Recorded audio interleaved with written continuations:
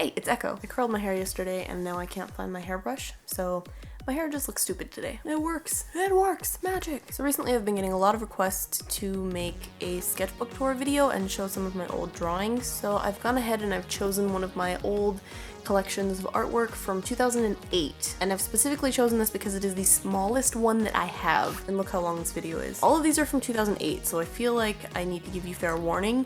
I was a teenager, so I drew things because teenager. If you see anything that worries you, don't worry, because this was from 2008. That was a long time ago. I might turn this into a series and go through my entire collection, if enough people watch it and share it and like it. But for now, I'm gonna make at least one for the people who asked. On to the sketchbook tour. When I start a new binder, the first picture that I draw is usually placed in the front, and then that becomes the title of the binder. This one is a testimonial to my insanity, and this was a self-portrait that I did in 2008, so it's pretty old. Please have in mind that I was a teenager when I drew all of these, so a lot of them are probably going to be weird, and my style in general is very weird and kind of creepy, so don't be weirded out by that. Okay, brace yourselves. First of all, we had a bunch of little sketches that I was doing. I think these were just inspired by something that I found on DeviantArt that I thought was kind of cute, and then I was also practicing just kind of anime eyes. I was really into anime in high school, have that in mind because you're probably gonna see it reflected in here. This was a sketch of something cute being eaten by something giant. This is the dog. Dog, get out of the way. This was another self-portrait that I did. I've been trying to figure out my personal style for a really long time, and so I kept drawing self-portraits to try and help figure that out. Developing a personal style is very difficult.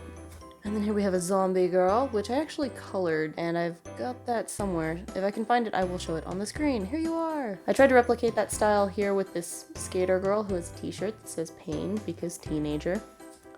Next I have girl in a tank, because science. I was thinking about unconsciousness and dreams, and how they relate to happiness, so this is kind of a bliss tank, if that makes any sense. And then on the bottom it says a permanent state of dream. So at the time I was kind of just thinking that if you could sleep forever, because I did love to sleep as a teenager, that you would just be eternally happy, because teenager. I went through a really crazy phase with silhouettes, which you're soon going to see, and this was one where I tried to do a duplicate drawing. So I drew this originally, and it's just two kids in front of a city, and it says the right side of reality, and then I flipped it and then traced it onto the other side, and then converted it to a silhouette so it would be a darker kind of spooky-ish kind of thing, and then here it says the left side of reality. So it's kind of like that comparison between right and left, and having left as a representation of evil and darker things, because that's, I don't know, historically how it goes, which is kind of ridiculous. More silhouettes. It's kind of hard to see, but I have in pencil written here so far apart, and I can't completely remember why. This one I believe was slightly inspired by Sailor Moon, and just that whole magical anime kind of like crowns and like the hairstyle and that kind of thing. And then this one was just meant to have a really creepy smile. I believe I had just read Johnny the Homicidal Maniac, and that was part of the reason that I was working so much with dark colors and silhouettes.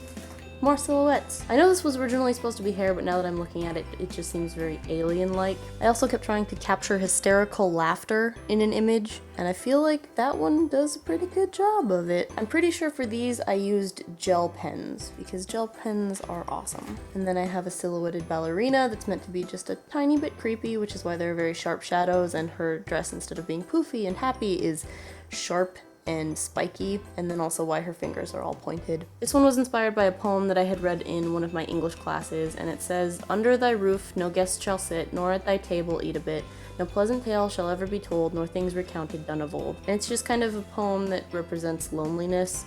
So I drew an image to match that feeling. Beautifully tragic, isn't it? And then I drew a happy clown, because once again, totally inspired by Jhonen Vasquez. Let us be happy before we die. And then here we had another self-portrait. Once again, I was just trying to develop a style, and I was kind of upset because there was like an argument or something that was going on in one of my classes, and I just felt like both of the people who were arguing were stupid. High school is a weird time for everyone.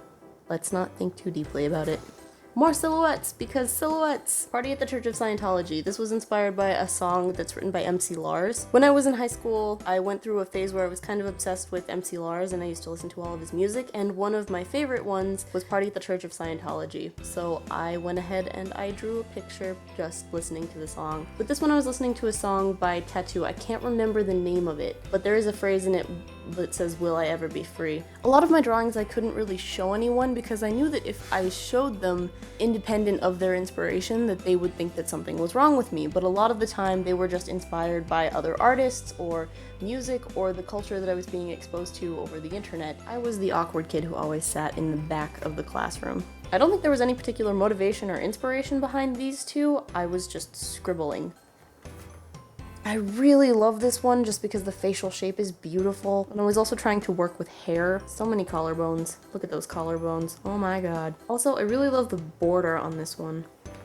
And then I started getting into some cute stuff. Look at how cute this one is. This one was inspired by the doll in the movie Mulan, in combination with my creepy, dark silhouette phase, because teenager.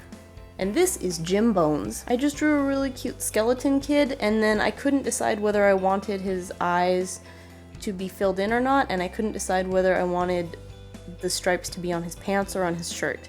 So I did both, and then I named him Jim Bones. I drew this one as I was slowly transitioning out of the silhouette phase, and I believe it was inspired by Teen Titans, specifically Starfire and then another character whose name escapes me at the moment. And then on the other side, I was just practicing faces and trying out a new pen for filling in, but it wasn't working as well. You can see all the textures and it was affecting the paper really negatively. And then I also wanted to try and throw some red into it because I had just gotten a red gel pen. I used to burn through pens. This one was very much inspired by Invader Zim, and then that was a scribble. Jhonen Vasquez is one of my favorite artists.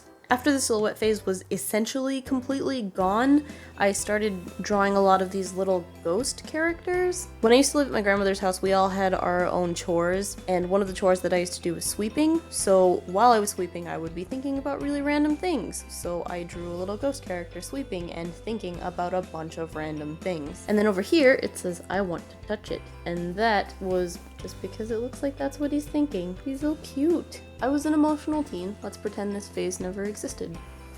I believe this one was inspired by these little characters that I used to see online all the time. He's just a little ragdoll and his eye fell out and he's confused. And then here we have the original sketch, which was actually attached to something else, so I cut it loose and then I photocopied it so that it would be in the center of the page, but I couldn't stand to throw away the original drawing. And then this one is a lemon! I actually just drew this really incredibly happy smiley face, and for some reason in my head it seemed like he was screaming, "I'm a lemon," and that he is just so happy to be a lemon. I think I've actually used this as an icon in some of my online profiles. Next. And then I just kind of continued with the ragdoll theme, and these guys are beans. At a point I started drawing the figures without bodies, so I just kind of felt like they look like beans because they're like beanbag heads, which makes sense because they're originally supposed to be dolls. Buttons for eyes, button for eyes. I was also very big into Tim Burton, so fun stuff. With this one I had kind of hit a point where I wasn't happy with anything that I was drawing, so this was just a scribble. I specifically remember drawing this one in my Spanish class and thinking that it was a terrible drawing and that I just hit this point where I couldn't draw anymore because nothing I was drawing was good enough, and I still felt like I wasn't completely developing a style yet. And then on the other side I drew a ragdoll, and I can't completely remember why. There was some reason that I was specifically drawing a bunch of ragdolls. I think I actually drew this because I started thinking about industrial engineering and how the speakers were always placed in the heart of ragdolls instead of in the face. So whenever they said anything, it always came from the heart. This one is one of my favorite drawings. I momentarily went back to my silhouette phase and I just tried to draw something that was sharp, I guess. This one was actually a scribble that I did on the back of a notebook, and then I photocopied it and finished it on the photocopy, which is why you can see the gray area here and then the black binding from the notebook. And then I started drawing cute little emo-y figures because there was just this emo blog that I was following because teenager. I liked the art style of emo artwork, and this was the very first drawing of Chewy Bunny. This is another one that I drew on the back of a notebook and then ended up photocopying. I remember drawing this in my honors English class. And then I went into a huge bunny phase where I started drawing bunnies! Creepy demonic bunnies. This is a Reaper bunny and this is a skeleton bunny. And then Chewy began. I had actually gotten this set of markers as a gift from someone, and they were just a bunch of gray markers. So I started using them to make shadows on this one character, which I named Chewy Bunny. I really liked Chewy. He was just an adorably creepy little bunny. More Chewy comics. More Chewy comics. More Chewy Bunny. For this one, someone actually gave me one of those multicolored ballpoint pens, and I just decided to try and make something really colorful. And by really colorful, I mean tiny little spots of color. I'm just gonna play some music while you watch all the Chewy Bunny comics.